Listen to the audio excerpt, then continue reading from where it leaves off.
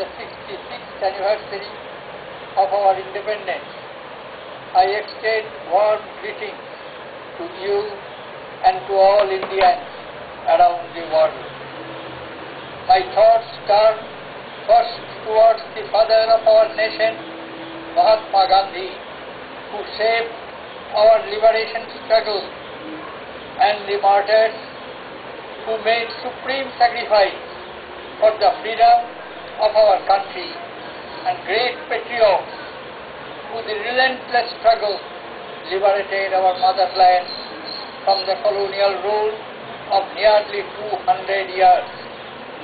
Gandhiji sought freedom from both foreign rule as well as the indigenous social chains that had imprisoned our society for long. He launched every Indian on a path of self-belief and hope for a better future. Gandhiji promised Swaraj, self-rule based on tolerance and self-restraint. He promised freedom from want and deprivation.